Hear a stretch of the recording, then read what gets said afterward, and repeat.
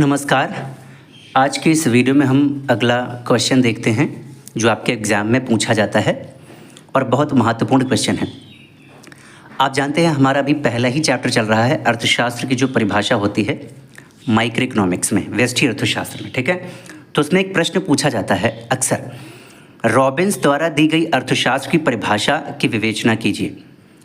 इन्हें एक्सप्लेन करना है और उसकी विशेषताएं वगैरह सारी चीज़ें बतानी हैं। अभी हम सारा डिस्कस करेंगे इसी वीडियो में। यह परिभाषा मार्शल से किस प्रकार से भिन्न है ये भी बताना है। ये बात भी हमने बताई हुई है इसमें।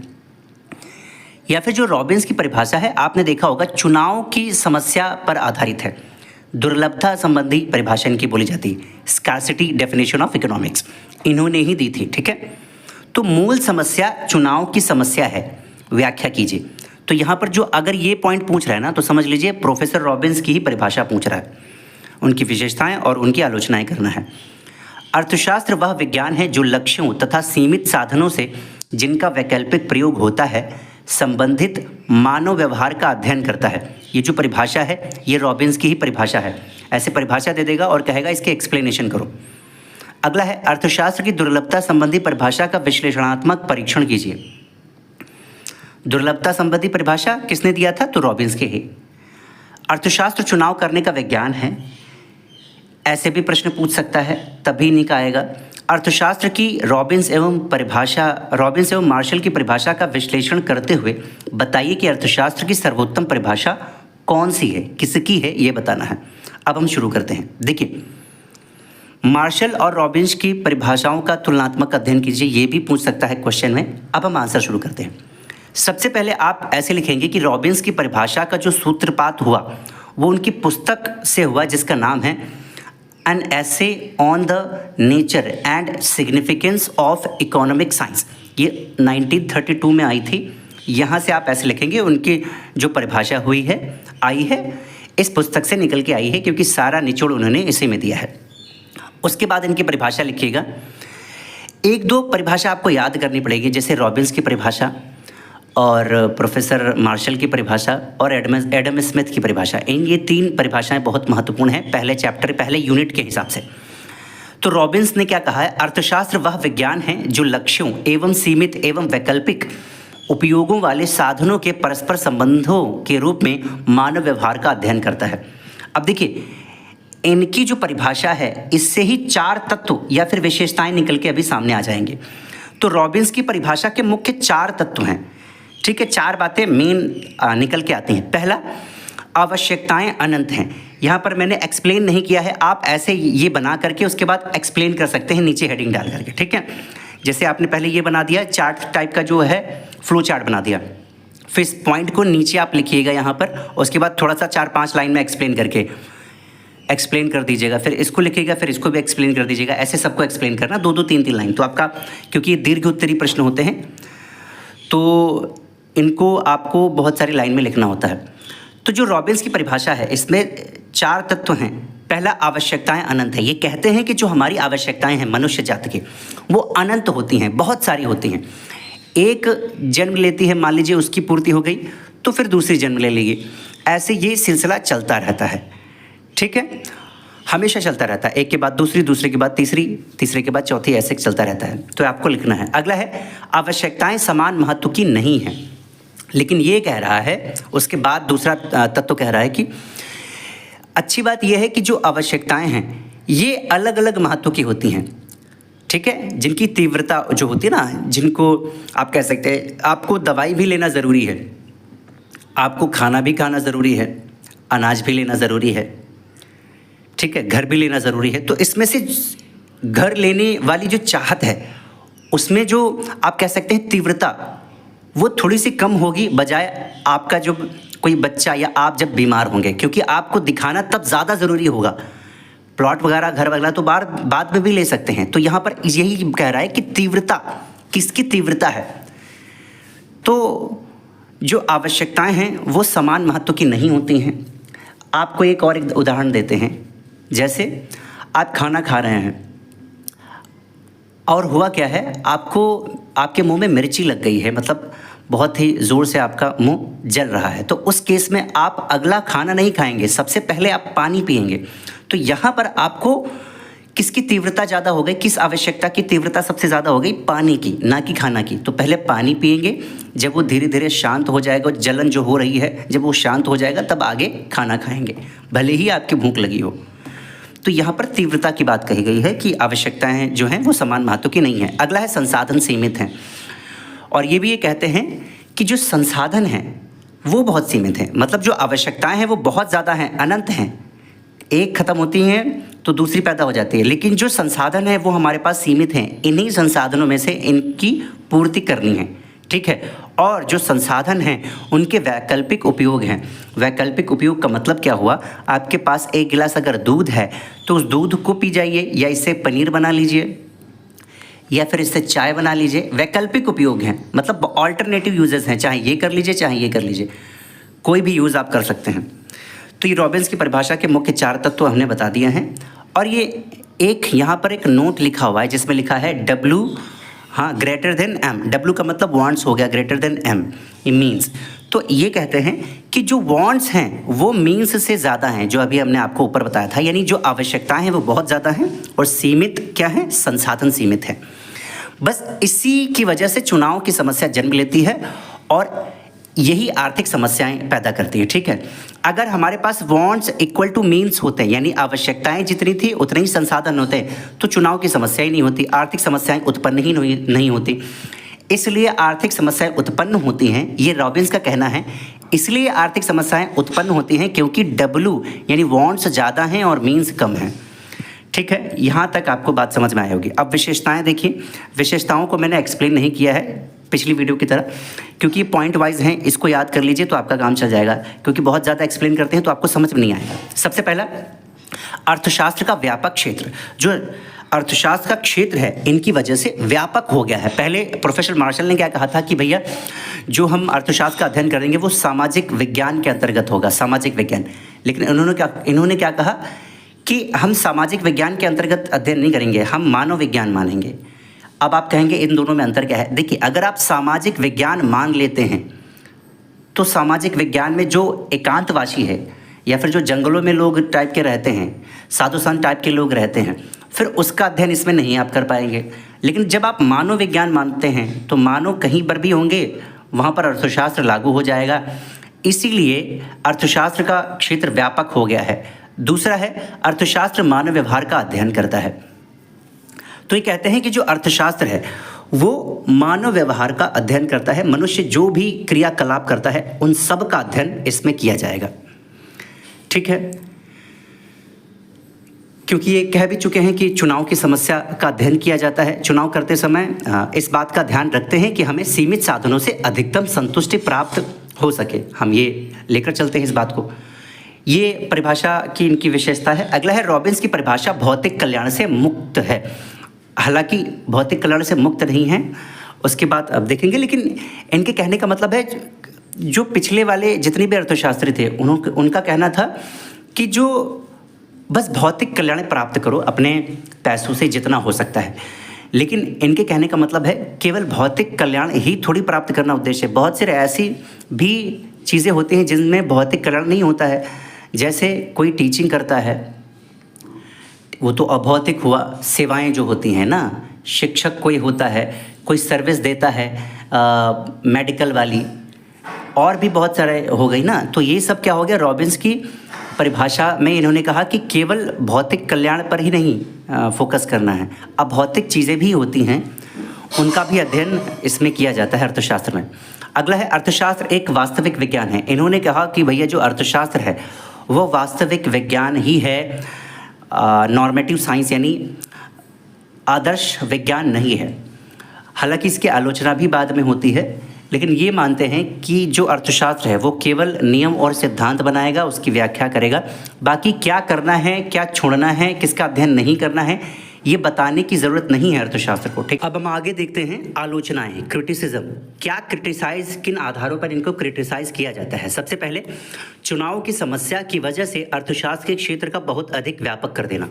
तो देखिए, जो रॉबिन्स है वो चुनाव की समस्या, जो उनकी परिभाषा है ना, वो चुनाव की समस्या पर ही बेस्ड है।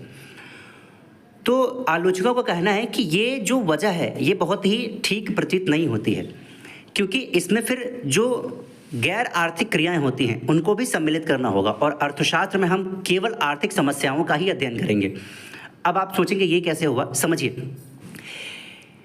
एक विद्यार्थी है, ठीक है, अब वो सोच रहा है कि हमें सिनेमा देखने जाना चाहिए या फिर पढ़ने जाना चाहिए, ठीक है, परीक्षा देने जाना चाहिए। अब मुझे बताइए, ये भी तो चुनाव की समस्या ही हुई, लेकिन ये आर्थिक थोड़ी है। तो क्या हम इसका भी अध्ययन अर्थशास्त्र में करेंगे? तो आलोचकों का कहना है कि ये गलत हो जाएगा। इन सब चीज़ों का अध्ययन हम थोड़ी करेंगे अर्थशास्त्र में, हम उन्हीं चीज़ों का अर्थशास्त्र में अध्ययन करेंगे जो आर्थिक हैं, आर्थिक समस्याएं जो हैं, आर्थिक क्रियाएं जो होती हैं। अगला है, रॉबिन्स की परिभाषा एक कल्याणवादी परिभाषा ही है। इसका मतलब क्या है? कल्याणकारी ही परिभाषा कैसे निकल के आई? क्योंकि जब आप कहते हैं चुनाव की समस्या, ठीक है, चुनाव की समस्या कहते हैं, तो मनुष्य क्या करता है, वो ये देखता है कि उसका कल्याण किस में ज़्यादा है, यानी सबसे फ़ायदा ज़्यादा किस में मिल रहा है। मान लीजिए इस वस्तु में सबसे ज़्यादा फ़ायदा मिल रहा है तो वो इसको सेलेक्ट कर लेगा। और अब आप दिमाग लगाइए, जब इसमें सबसे ज़्यादा फ़ायदा हो रहा है, मनुष्य इस आधार पर इसको सेलेक्ट कर रहा है, तो आप कैसे कह सकते हैं कि ये कल्याणवादी परिभाषा नहीं है? क्योंकि मनुष्य, इसने, कोई किसी भी व्यक्ति ने, आपने या हमने, इस चीज़ को ही क्यों सेलेक्ट किया? क्योंकि इसमें ज़्यादा कल्याण मिल रहा है ना, इससे फ़ायदा ज़्यादा मिल रहा है। तो इस हिसाब से देखें तो रॉबिन्स की भी परिभाषा एक कल्याणवादी परिभाषा है। अगला है, साधन और साध्य के बीच में स्पष्ट अंतर नहीं। तो जितने भी आलोचक हैं वो कहते हैं कि रॉबिन्स ने जो साधन और साध्य के बीच में अंतर बताया है वो सही नहीं है, ठीक है। अच्छा, साधन और साध्य क्या होता है? जो साधन होता है जिसकी हेल्प से आप अपने उद्देश्य तक पहुंचते हैं, तो ये साधन हो गए और ये साध्य हो गया, ये एंड हो गया, ये आपका टारगेट गोल हो गया, कुछ भी मान सकते हैं। तो ये एक एग्जाम्पल देके कहते हैं कि कोई ज़रूरी नहीं है कि साधन और साध्य एक समय एक ही चीज़ रहें, वो बदल भी जाते हैं। जैसे आप अभी पढ़ाई कर रहे हैं इंजीनियर बनने के लिए, तो इंजीनियर बनना अभी आपके लिए क्या है? साध्य है, मतलब आपका उद्देश्य है। और जब ये रास्ते पे जो चल रहे हैं ये आपके साधन हैं। मान लीजिए कल को आप इंजीनियर बन जाते हैं और उससे वो काम करते करते आप पैसे जनरेट करने लगते हैं, ठीक है, इनकम आने लगती है। तो अब ये जो इंजीनियरिंग है ना, ये जो डिग्री है आपकी, ये आपकी अब साध्य नहीं रह जाएगी, क्योंकि आप इससे अब पैसे कमा रहे हैं, तो ये आपका अब साधन बन जाएगा। समझ रहे हैं? तो इसको डिफाइन कर पाना बड़ा मुश्किल हो जाता है। अब ये साधन हो जाएगा, कोई चीज़ अन्य आपकी साध्य हो जाएगी। जैसे मान लीजिए अब आप पैसे कमा रहे हैं इंजीनियर बनके, तो आप सोचेंगे मुझे 3000 स्क्वायर फीट में बहुत बड़ा सा मकान लेना है, तो वो आपका अब क्या हो जाएगा? साध्य हो जाएगा।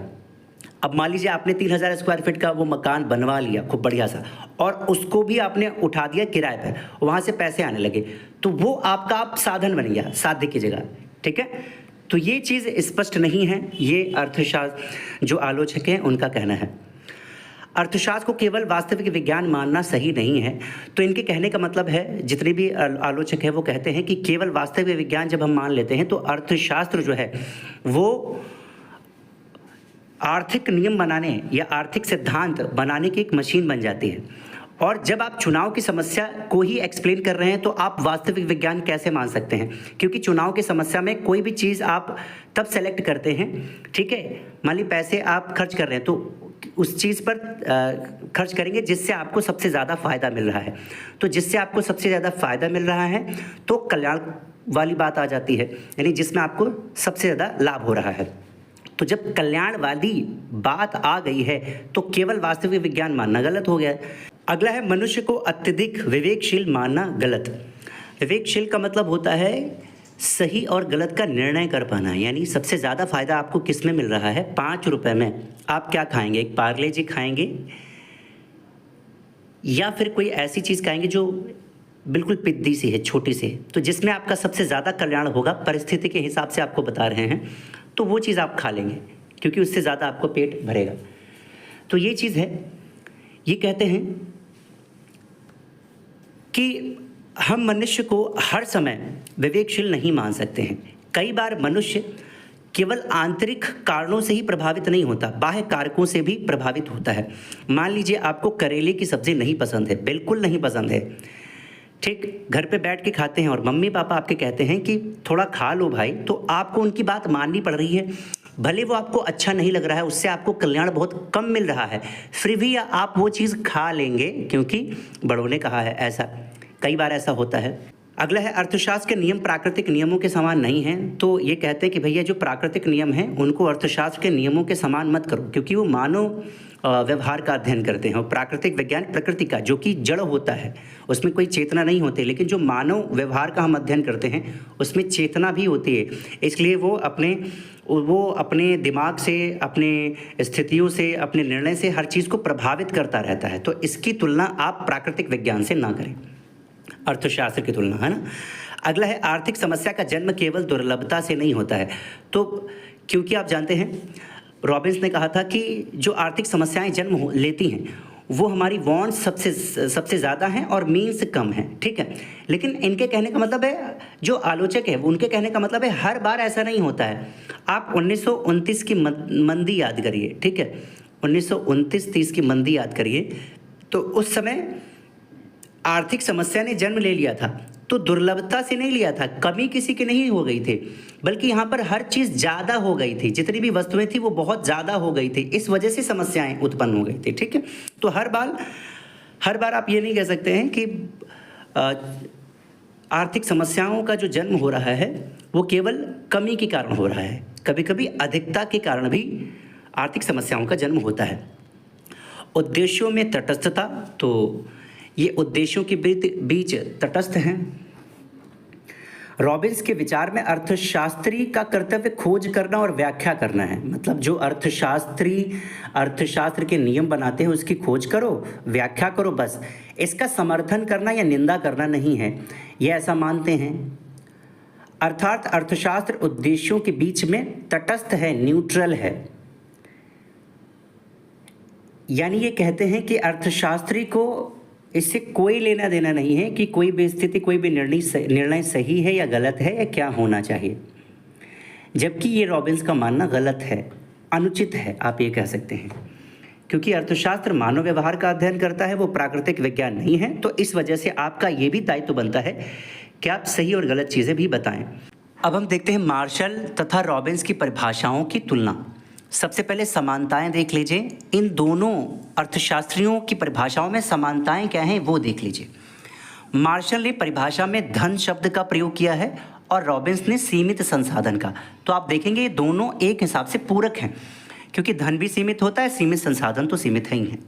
अगला है, दोनों लोग अर्थशास्त्र को विज्ञान मानते हैं। तो दोनों ही लोगों ने विज्ञान कहा है। हालांकि इसी आधार पर असमानताएं भी हैं, अंतर भी है, वो भी अभी देखेंगे। रॉबिन्स ने कहा कि साधन का उपयोग मितव्ययिता से होना चाहिए, जिससे अधिकतम संतुष्टि हो सके और या फिर उत्पादन अधिकतम हो सके। और मार्शल ने इसी बात को अधिकतम कल्याण या मानव कल्याण के रूप में व्यक्त किया है। तो दोनों लोग एक ही बात कर रहे हैं, कल्याण की। उसके बाद देखिए, मार्शल ने अपनी परिभाषा में मानव जाति यानी मैनकाइंड का प्रयोग किया है, वहीं रॉबिन्स ने अपनी परिभाषा में मानव व्यवहार का प्रयोग किया है, जिससे यह स्पष्ट होता है कि इन दोनों ने अर्थशास्त्र में धन की अपेक्षा मैन को महत्वपूर्ण माना है। तो उन्होंने कहा कि भैया धन को दूसरे सर्वोपरि मत रखो, व्यक्ति को सर्वोपर रखो। जब व्यक्ति सही होगा तो धन भी कमा लेगा। अगला असमानताएं यानी डिससिमिलरिटीज़ देख लेते हैं। सबसे पहला, मार्शल की परिभाषा जो है वो सरल है और कोई भी व्यक्ति आसानी से उसको समझ सकता है, लेकिन रॉबिन्स की परिभाषा थोड़ी सी जटिल है, इसलिए आम आदमी इसको नहीं समझ पाता है, उसको समझने में मुश्किल होता है। मार्शल की परिभाषा व्यवहारिक है, प्रैक्टिकल है, और रॉबिन्स की परिभाषा सैद्धांतिक यानी थ्योरेटिकल है। मार्शल ने अर्थशास्त्र को विज्ञान एवं कला दोनों माना है और रॉबिन्स ने इसे वास्तविक विज्ञान यानी पॉजिटिव साइंस ही केवल माना है। अगला है, मार्शल ने अर्थशास्त्र को सामाजिक विज्ञान कहा है और रॉबिन्स ने इसे मानव विज्ञान यानी ह्यूमन साइंस कहा है। अगर आपसे प्रश्न में पूछता है कौन सी इसमें से परिभाषा सर्वश्रेष्ठ है, तो आप लिखिएगा अंत में कि ये कहना कठिन है कि मार्शल और रॉबिन्स की परिभाषाओं में कौन सी उत्तम है। वास्तव में दोनों परिभाषाएं ही एक दूसरे की पूरक है। मार्शल की परिभाषा थोड़ी सी सरल है और व्यवहारिक है और रॉबिन्स की परिभाषा सैद्धांतिक है, ठीक है। मार्शल ने धन प्रमुख साधन के रूप में माना है और रॉबिन्स ने सीमित संसाधन या लिमिटेड रिसोर्सेज को। सैद्धांतिक दृष्टि से रॉबिन्स की परिभाषा उत्तम है और व्यवहारिक रूप से मार्शल की परिभाषा। तो आप ऐसे लिखिएगा, किसी की श्रेष्ठ नहीं बताना है, बस इसको मिला जुला कर ऐसे आपको बता देना है। तो मैं आशा करता हूँ आपको ये वीडियो पसंद आया होगा।